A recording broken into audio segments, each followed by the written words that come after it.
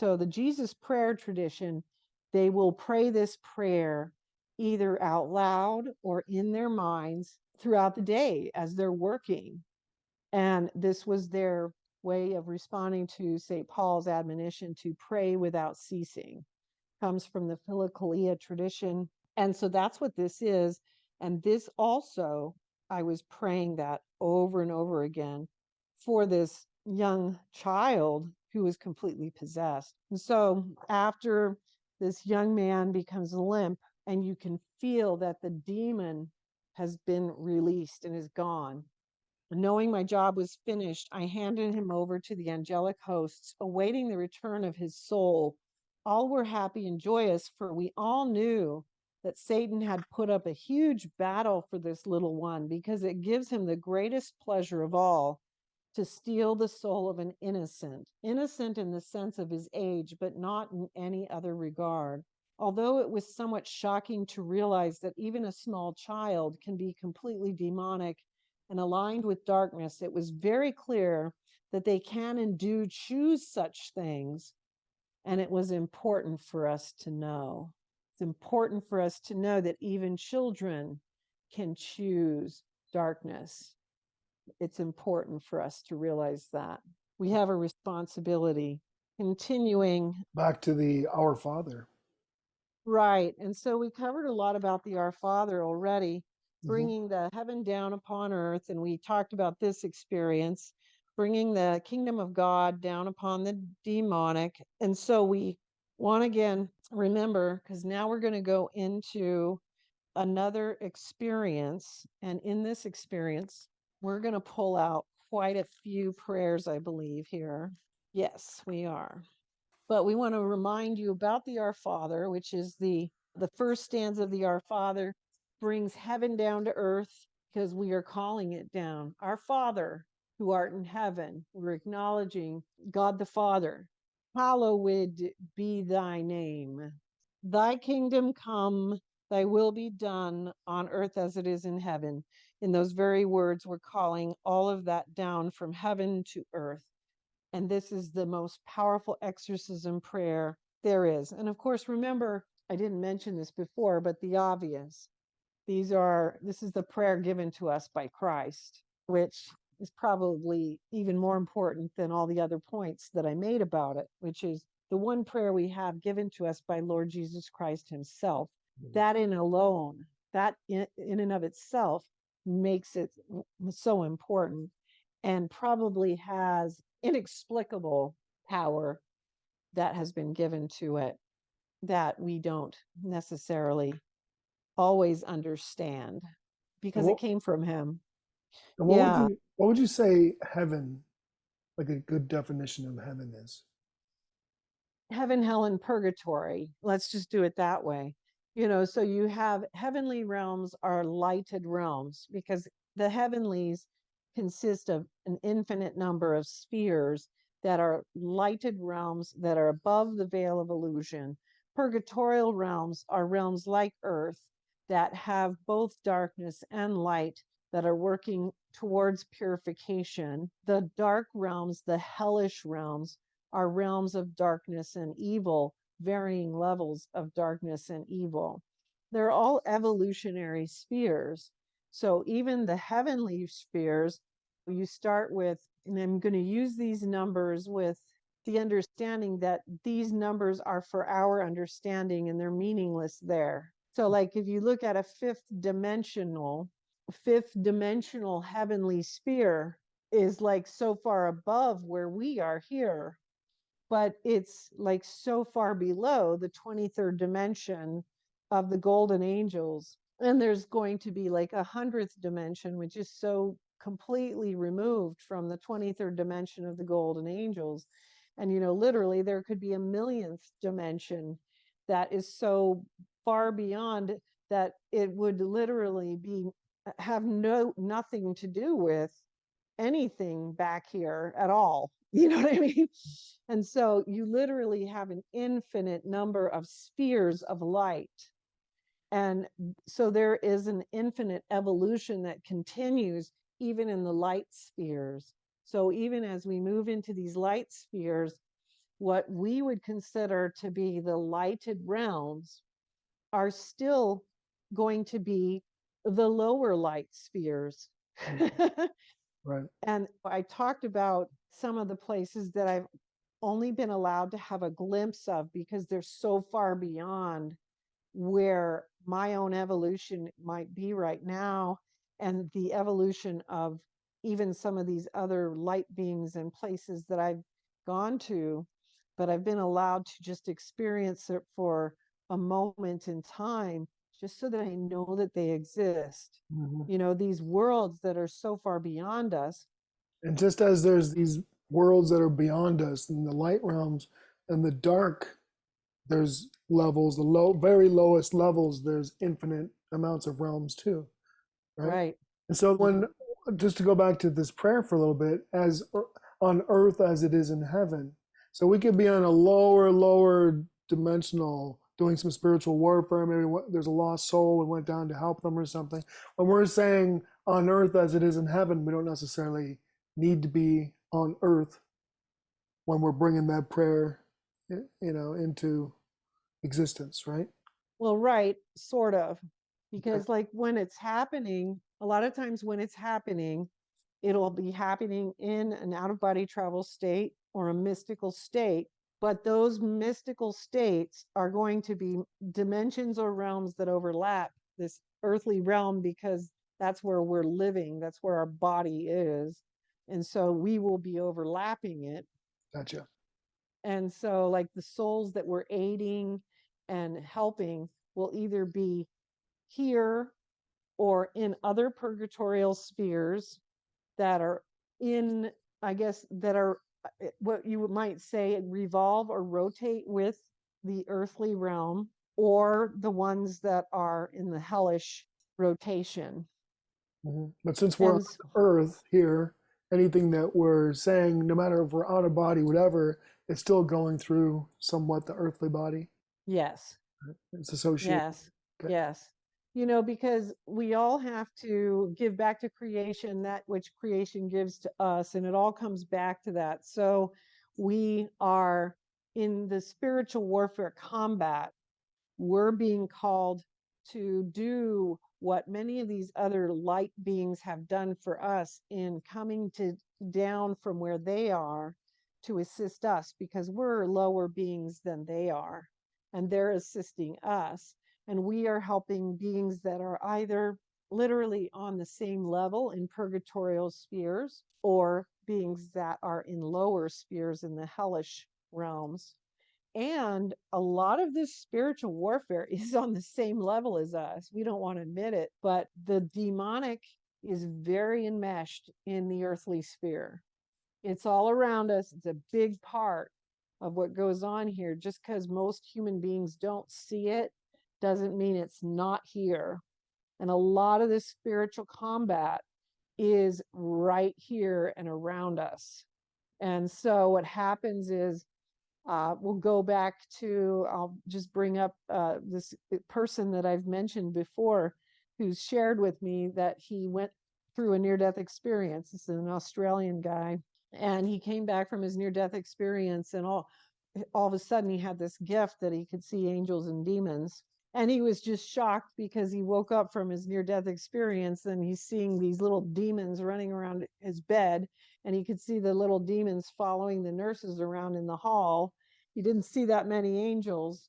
And, he was very freaked out by this. And he contacted me, and I was explaining to him, I said, it is shocking for people when they realize how much demonic activity really goes on in the earth, and that, they don't realize.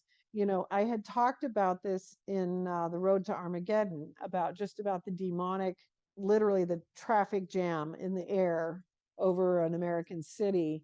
And the thing that people don't realize is that's not uncommon. It's not just that one place that's like that. Mm-hmm. And that's probably like that over most American cities. And there are similar demonic situations even in small towns. I've written about different places that had similar problems, where there were demonic strongholds. So a lot of this combat is very much earthbound. Mhm. It's the demonic strongholds that are all around us right here, right now, right all around us. It's the demonic strongholds within the people on the earth, things that people are not aware of. It's also the demonic strongholds that are holding people who have passed over, who are stuck because of them, like this young boy who can't cross over because he's been trapped by something that he got attached to while living. And we don't recognize that the dark things that we get attached to during our life can become a hindrance to us in our traveling. The thing to realize is, yeah, we do sometimes get help, and we don't know that this situation with this young man may have happened within, minutes of his crossing over. We don't know. You know what I mean?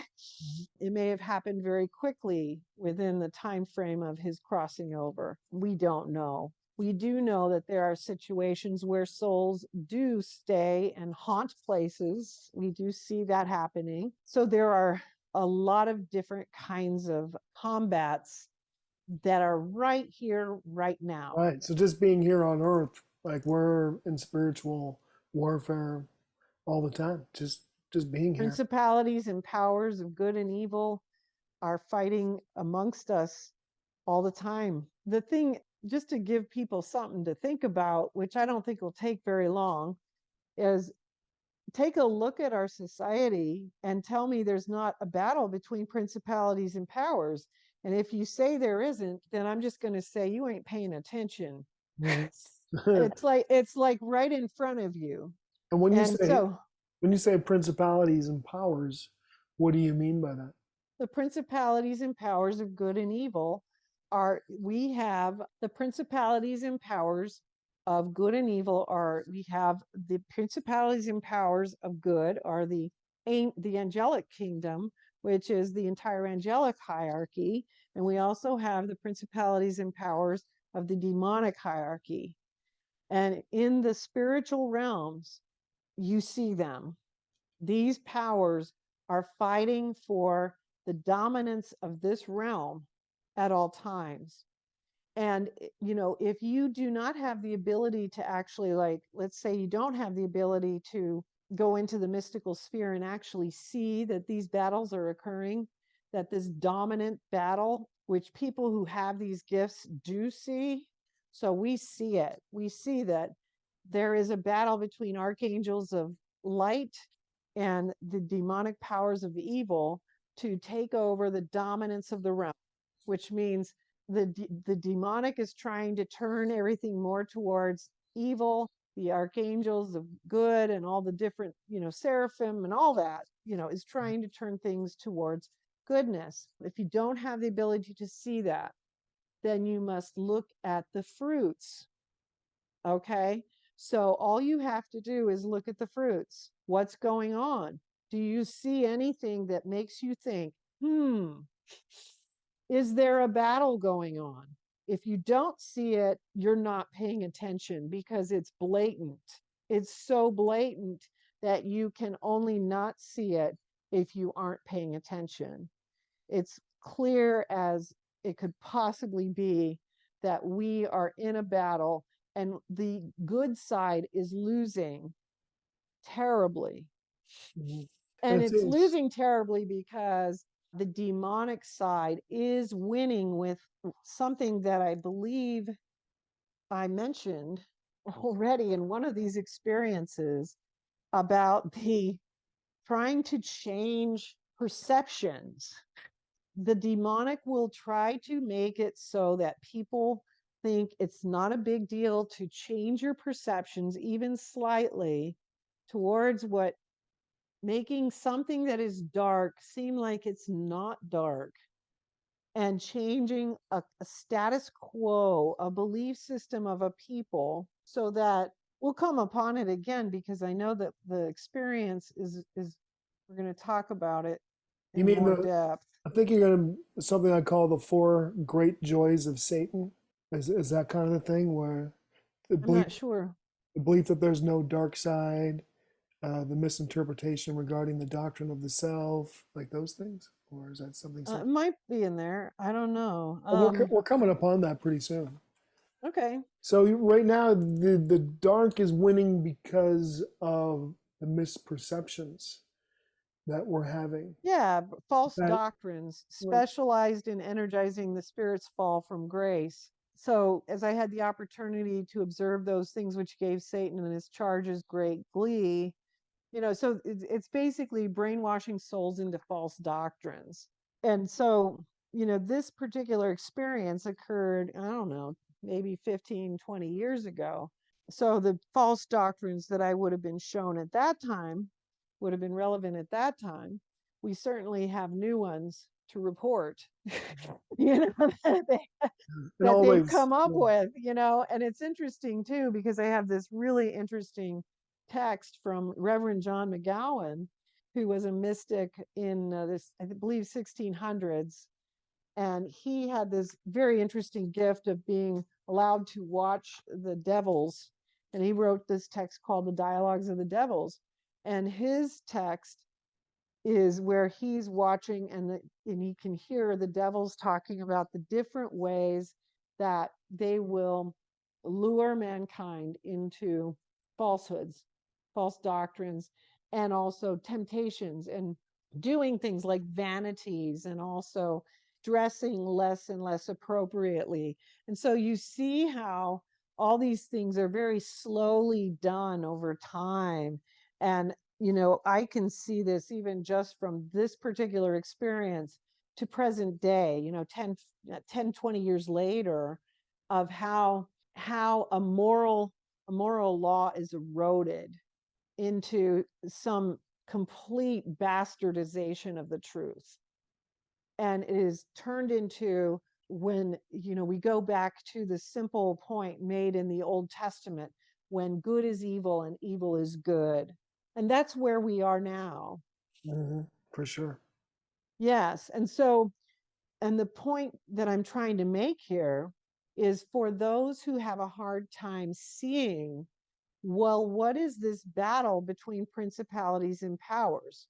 Okay, so if you do not actually see them, let's say you don't see them, you don't see the archangels and the archdemons in battle. You don't have the fourth sight, or whatever, the fourth dimensional sight.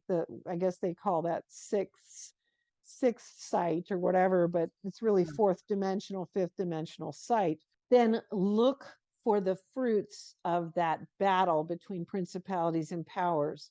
Watch and see what is happening around you. Do you see evidence of a battle between good and evil around you? Look for the fruits. What you would look for are two things, and you would look for, are there things that would be the opposite?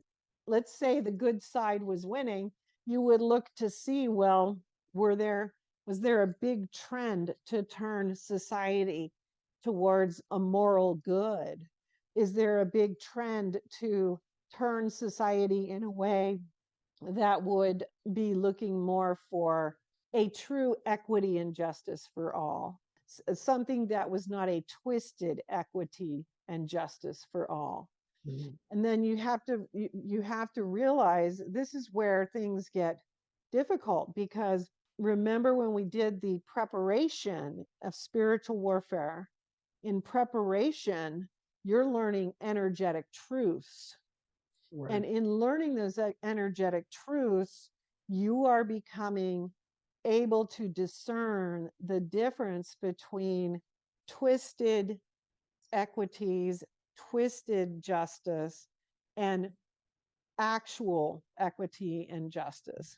Right. And so, by having those things actually discerned out and going through those processes, you become more capable of true discernment and seeing these things. And so you look around you to see, can I see these battles of the principalities and powers?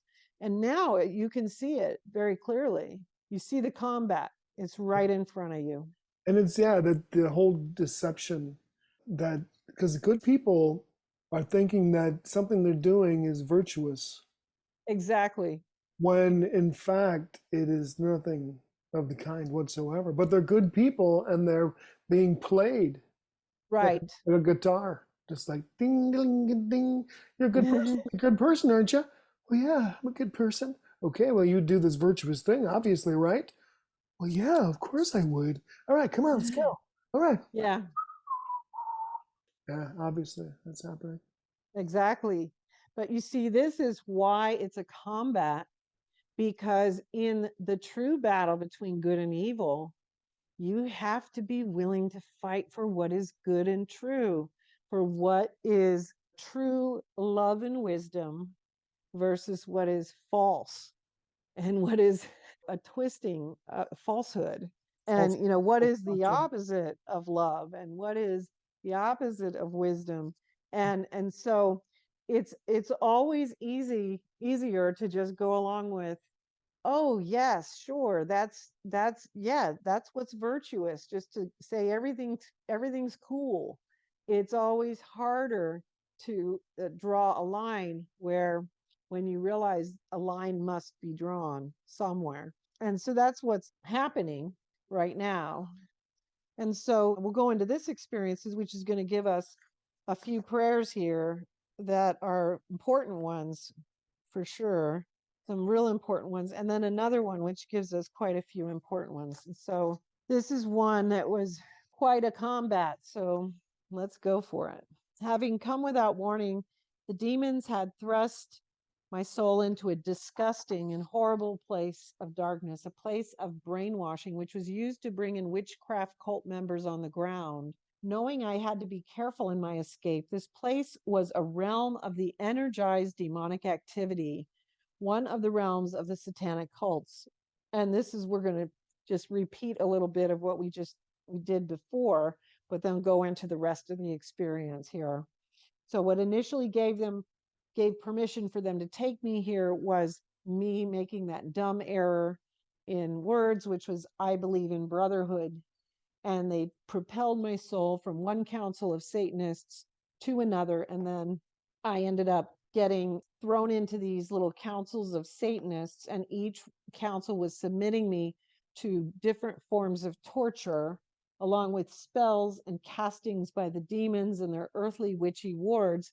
And I began to pray, repeating the Our Father and the Hail Mary. And when repeating the Our Father, I'm repeating that first stanza. And so, brainwashing souls into false doctrines, they specialized in energizing the spirit's fall from grace. As I had the opportunity to observe those things which gave Satan and his charges great glee, I learned several things. First and foremost, there is no such thing as white witchcraft, because witchcraft of any kind involves manipulating energetic reality, which is against eternal law. Angels and spirits of the light do not respond to magical winds. Only demons do. And then we'll go ahead and throw in here, because this is pretty popular, is Ouija boards are the same thing.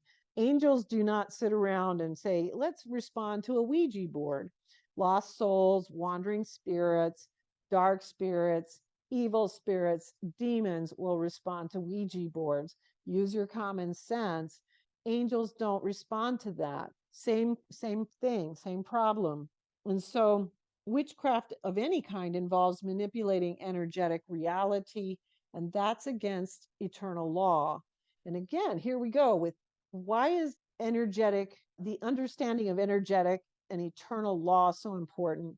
Because when we go into these things and we learn eternal law, we're learning what is. It doesn't matter what we think. It's just, this is how things work. It doesn't matter what I think or, my opinion. This is how things are. And this is important for us to know. We're not working in the realm of intellectual knowledge or having an intellectual debate about how things should be. That's stuff we do in the earthly realm. That's how we get all mixed up, because we all think that our intellects are so important. When we move into combat, when we move into spiritual reality, What matters is, what does God do?